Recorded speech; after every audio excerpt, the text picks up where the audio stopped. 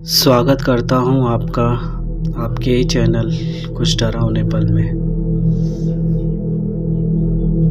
फिर एक और बार आपके लिए एक नई स्टोरी, एक नई कहानी लेकर आया हूँ जो कि एक सच्ची घटना पर आधारित है। ये जो कहानी है वो एक कंपनी थी जिसके एक सिक्योरिटी गार्ड ने हमें वो कहानी बताई है। उन्होंने उस जगह का नाम और उस कंपनी का नाम बताने में थोड़ी हिचक महसूस की है, इसलिए उस कंपनी और उस जगह के बारे में तो मैं आपको नहीं बता पाऊँगा। पर उसने जो कहानी सुनाई वो मुझे इतनी डरावनी और इतनी स्कैरी लगी कि आपको ये कहानी ज़रूर शेयर करनी चाहिए। तो फिर शुरू करते हैं इस कहानी। ये कहानी एक आखिरी इंटरव्यू, एक इंसान का एक आखिरी इंटरव्यू, उस चीज़ की कहानी। एक लड़का था मयंक, जिसकी ज़िंदगी बहुत ही सही चल रही थी, मतलब ठीक ठाक चल रही थी। इसे आप अच्छी भी कह सकते हैं और कुछ हद तक अच्छी नहीं भी कह सकती है।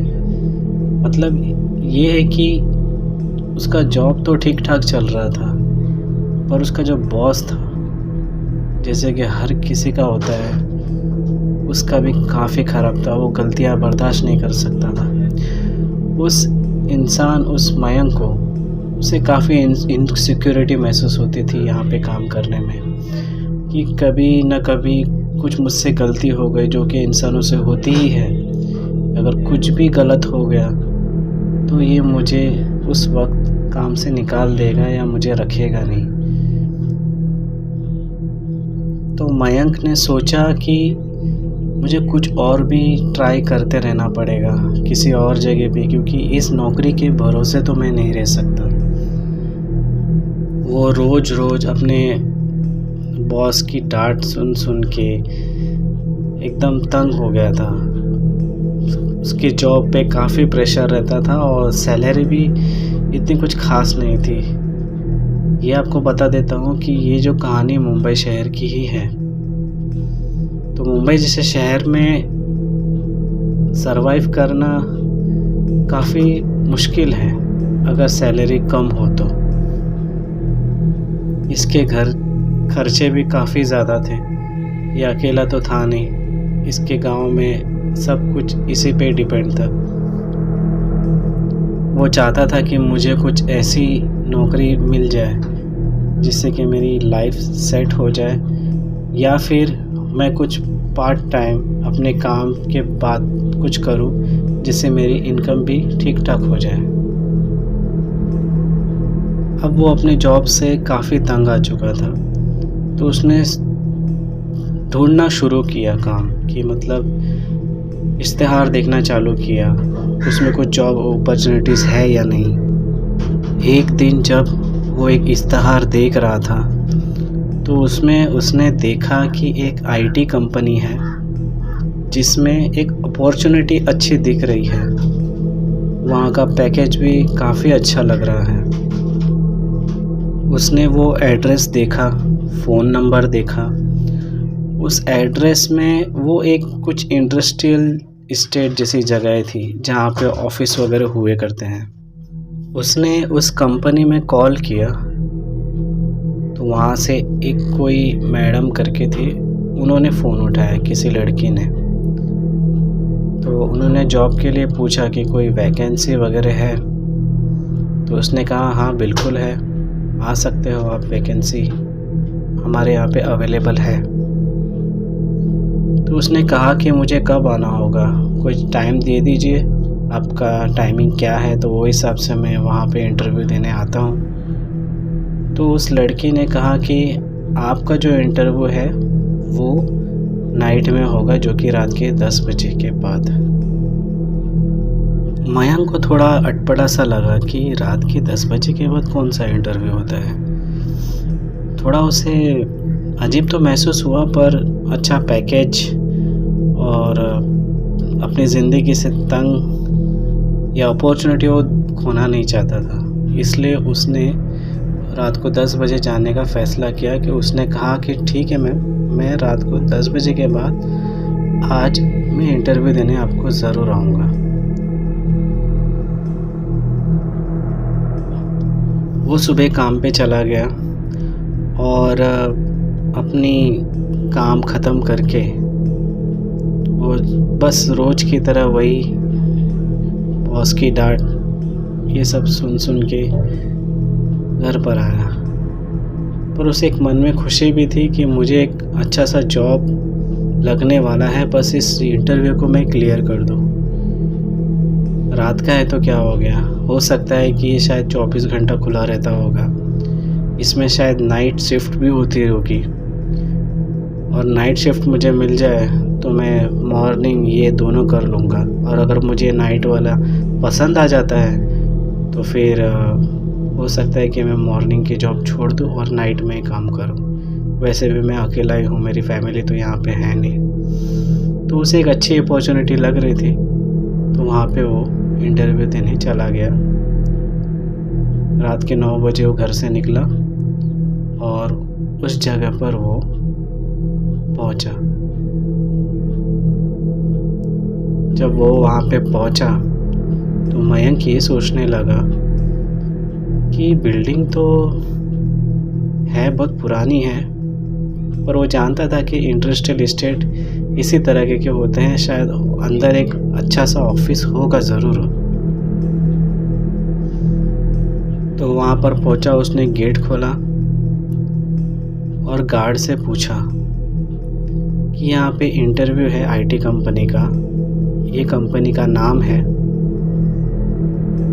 यहाँ पे इंटरव्यू चल रहा है, तो आप बताएंगे वो कौन से फ्लोर पर है और उसका रूम नंबर क्या है। तो सिक्योरिटी गार्ड उसे बहुत ध्यान से देखने लगा। Interview, room number, IT company.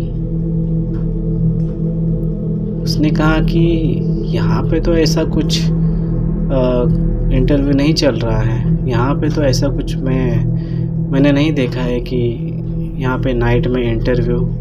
Night में कौन सा इंटरव्यू होता है।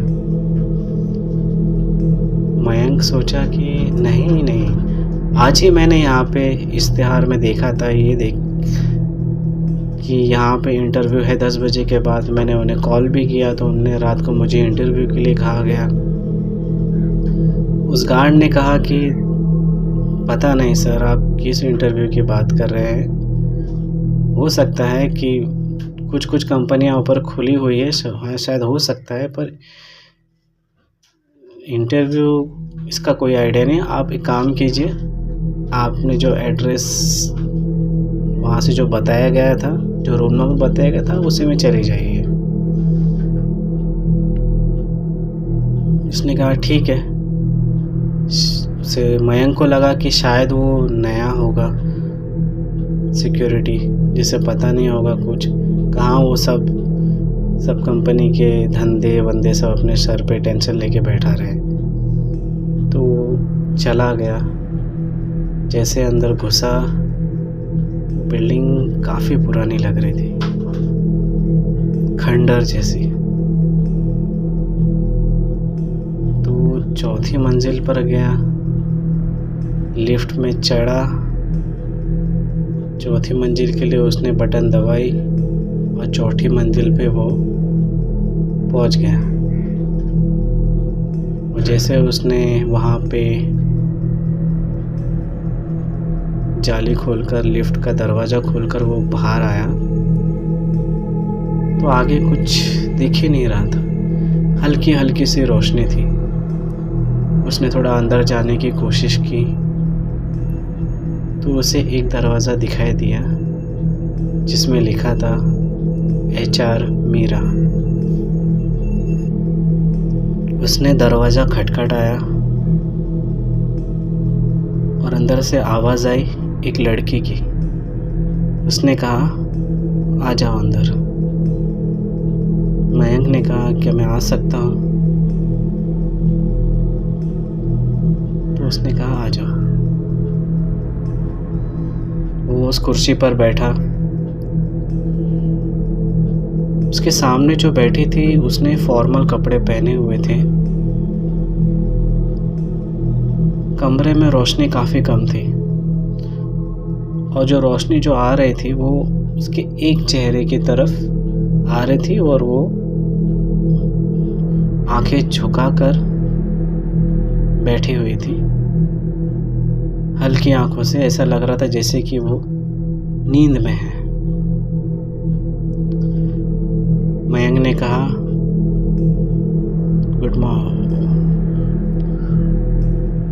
उसके मुंह से गुड मॉर्निंग निकल गया क्योंकि पहली बार उसने नाइट में इंटरव्यू दे रहा है तो उसके मुंह से निकल गया। उसने बोला, कोई बात नहीं।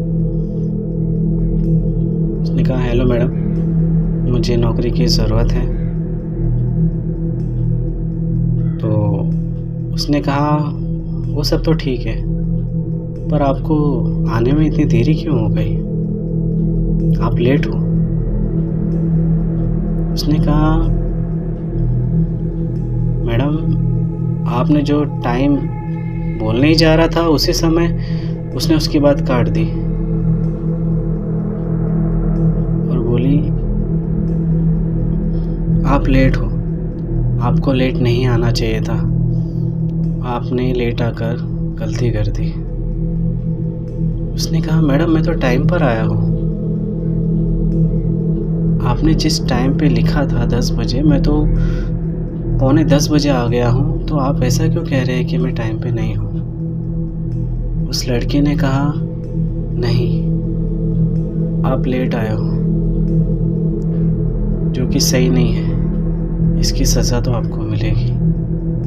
मयंक ने एकदम दंग रह गया, बोला, सज़ा? अचानक उस कमरे में किसी के चलने की आवाज़ आने लगी दूर से। तो वो जो लड़की थी वो काफ़ी घबरा गई, डर डर के थर थर काँपने लगी। बोली, आपको लेट नहीं आना चाहिए था, अब उसने तुम्हें देख लिया है, उसने सुन लिया है तुम्हें, अब वो तुम्हें छोड़ेगा नहीं। उस लड़की ने कहा कि उसे लेट आना पसंद नहीं है, उसने हमारी बातें सुन ली हैं, अब वो हमें नहीं छोड़ेगा। वो लड़की एकदम डरने लगी, काँपने लगी। मयंक उसे देखकर स्तब्ध रह गया कि क्या हो रहा है यहाँ पे। मैं तो यहाँ इंटरव्यू देने आया हूँ और ये कह रही है कि मुझे लेट हो गया है और वो मुझे मार डालेगा, मुझे छोड़ेगा नहीं, सज़ा देगा। क्या है मतलब ऐसा? अचानक उसने जोर से चिल्लाई। उसकी चिल्लाते ही उस कमरे की रोशनी चली गई। जैसे वहाँ पे रोशनी आई तो वो लड़की उसके सामने खड़ी थी। मयंक उसकी आंखें देखकर इस तरह चिल्ला उठा, डर गया। उसकी आंखों में सफ़ेद पुतली थी ही नहीं, वो पूरी की पूरी काली काली थी। बाल खुले हुए थे उसके, बहुत ही डरावनी लग रही थी वो। जैसे उसने देखा, उसने वहाँ से भागने की कोशिश की, कुर्सी को लात मारकर उसे धक्का मार के जैसे भागने की कोशिश की, दरवाज़ा अपने आप बंद हो गया। उसने कहा, उस लड़की ने, मुझे माफ़ कर दो, मुझे करना ही था, नहीं तो वो मुझे जीने नहीं देगा। वो मुझे सताता है, मुझे मारता है। ये सब उसी ने कहा था मुझे करने के लिए। तो मयंक जोर से चिल्लाने लगा था कि किसने कहा है तुम्हें सब करने के लिए, कौन मारता है, कौन चिल्लाता है और तुम कौन हो, तुम ऐसे क्यों हो, ऐसे क्यों दिख रही हो। उसने कहा मैं मर चुकी हूँ, मैं कोई इंसान नहीं हूँ। उसने मुझसे कहा था करने के लिए। अब जो मेरे साथ हुआ है वो तुम्हारे साथ भी होगा। मैं नहीं जानती कि तुम्हारे साथ क्या होगा, पर पता नहीं। ऐसा बोल ही रहे थे कि अचानक पीछे से कोई काला साया आया। उस काले साये ने उस मयंक की गर्दन पकड़ी, एक ही बार में उसे खत्म कर दिया। उसके खून के फव्वारे चारों तरफ गिर पड़े। एक ही बार में उसने खत्म कर दिया उस मयंक को, जो यहाँ इंटरव्यू देने आया था। वो उसका आखिरी इंटरव्यू था, एक आखिरी इंटरव्यू हो गया। ठीक अगले दिन वहाँ पे जो सिक्योरिटी गार्ड था, उसने सोचा कि एक बंदा जो आया था इस रात को 10 बजे इंटरव्यू देने, जिसे कुछ अटपटा लगा, तो वो वहाँ पे गया। जाने के बाद देखा तो यहाँ पे तो कुछ चौथी मंजिल पे ना कोई आईटी कंपनी है ना कुछ है। ये तो वही बोलकर आया था, और ये जो कमरा तो है यहाँ पे, पर यहाँ पे तो सब खत्म हो चुका है। यहाँ पे वो इंटरव्यू देने आया, कुछ समझ नहीं आ रहा था उसे। तो अचानक जब वो कमरे के अंदर उसने खोला दरवाज़ा, तो उसमें उसने देखा कि मयंक की लाश थी, फटी पड़ी हुई दर्दनाक तरीके से। वो देखते ही पागल सा हो गया और वहाँ से भाग गया। उसने लोगों को बुलाया कि यहाँ पर उसे लाश मिली है, मुझे रात को कह के गया था कि यहाँ पे इंटरव्यू है, ये है वो है। मैं भी कुछ समय के लिए स्तब्ध रह गया कि ये किस तरह का इंटरव्यू है जो रात को हो रहा है। मैंने इतना ध्यान नहीं दिया, पर अगर ध्यान दिया होता तो इसकी जान बच सकती थी, इसे रोक सकता था। जो भी हुआ गलत हुआ।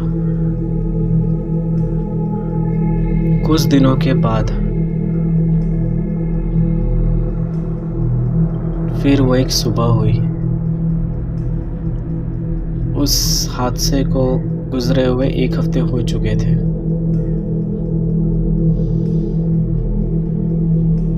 अचानक मयंक अपने बिस्तर से उठा।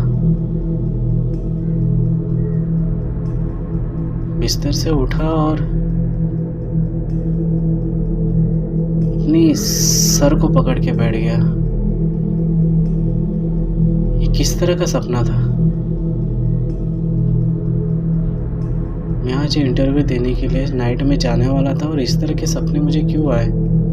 दोस्तों, वो एक सपना देख रहा था।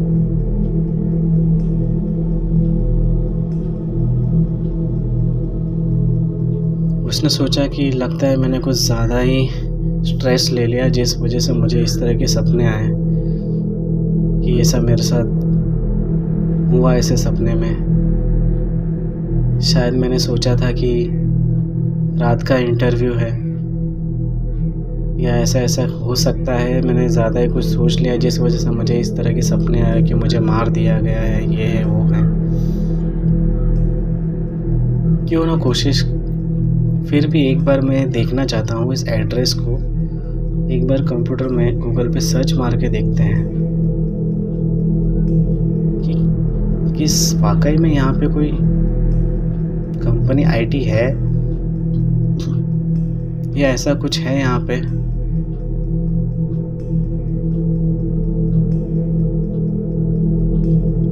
हो सकता है कि मेरा इससे वहम मेरा दूर हो जाए। तो उसने गूगल पे सर्च करना शुरू किया। उसने उस कंपनी का नाम लिखा, उस जगह का नाम लिखा और उस रूम नंबर को लिखा। जैसे उसने सर्च करके देखा तो वहाँ पे आया कि कोई मयंक नाम का इंसान था, इंटरव्यू देने गया था और उस रात 10 बजे के आसपास गया था और उसकी लाश वहाँ पे मिली। उसकी धुंधली सी शक्ल भी उसमें थी। वो आर्टिकल पढ़ के एकदम स्तब्ध रह गया। ये कैसे हो सकता है? मैं तो जिंदा हूँ और इसमें मयंक मेरी शक्ल है, कुछ हद तक मिलती है। नाम भी मेरा लिखा हुआ है। जो मैंने सपना देखा था वो भी वही लग रहा है। मेरा सर दुख रहा है। मुझे समझ नहीं आ रहा है कि मैं क्या हो रहा है मेरे साथ में ये सब चीज़। मुझे रात को सपने आते हैं। कंफर्म करने के लिए मैं कंप्यूटर पे देख रहा हूँ कि इस जगह पे क्या हुआ है, ऐसा कुछ हुआ है क्या ऐसा कोई आईटी कंपनी है जो रात को इंटरव्यू रखते हैं। उसने कहा नहीं, मुझे वहीं जाके पता करना होगा। मुझे एक बार जाना तो होगा क्योंकि ये सब जो मेरे समझ से बाहर जा रहा है। मेरे सपने में भी वही आते हैं और इस आर्टिकल में भी वही लिखा है। क्या है, कुछ समझ नहीं आ रहा।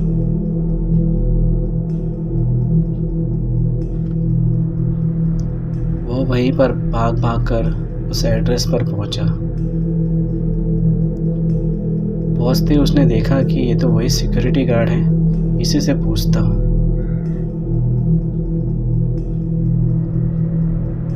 रात का ही समय था, रात के 10 ही बज रहे थे। सेम वही चीजें हो रही थी जो उसने सपने में देखा था। उसे ऐसा फील हो रहा था कि ये सब चीज़ तो मेरे सपने में हो चुका है। क्या आगे जो होगा वो भी मेरे साथ होगा? उसने सिक्योरिटी गार्ड सो रहा था तो उसने उसे उठाकर, और सिक्योरिटी गार्ड जैसे ही आंखें खोल के उसे देखा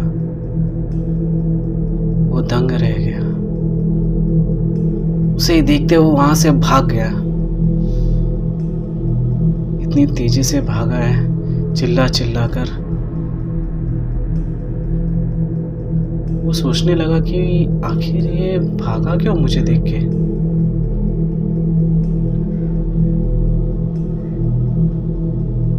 उसकी आंखों में वो डर था, मैं बता नहीं सकता। उसके बाद वही सिक्योरिटी गार्ड ने ये चीज देखी। उसने हिम्मत करके वो दूसरे दिन भी गया अपनी जॉब पे। फिर वही चीज उसने वापस दोबारा देखी। उसने बोला ये नहीं, कुछ तो गलत है यहाँ पे, ये सही नहीं है। ये वहां से भाग ही गया और दोबारा उस जगह पर कभी नहीं गया। उस सिक्योरिटी गार्ड ने हमें बताया कि वो जो मयंक नाम का इंसान था वो मर चुका था।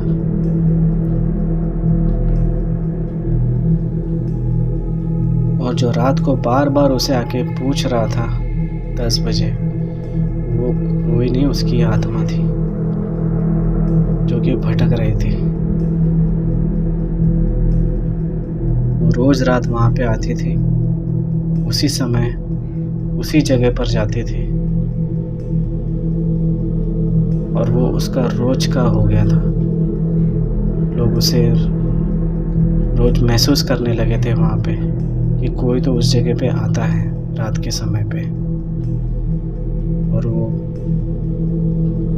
इंटरव्यू के लिए पूछता है कि यहाँ पे इंटरव्यू, इसके लिए वहाँ पे हर कोई सिक्योरिटी गार्ड ने वही चीज़ बताई कि कोई रात को आता है और हमसे पूछता है कि यहाँ पे इंटरव्यू चल रहा है क्या। रोज वहाँ पे कोई टिकता ही नहीं है, उस इंडस्ट्री को ही बंद कर दिया गया। वहाँ पे सब कुछ बंद हो गया।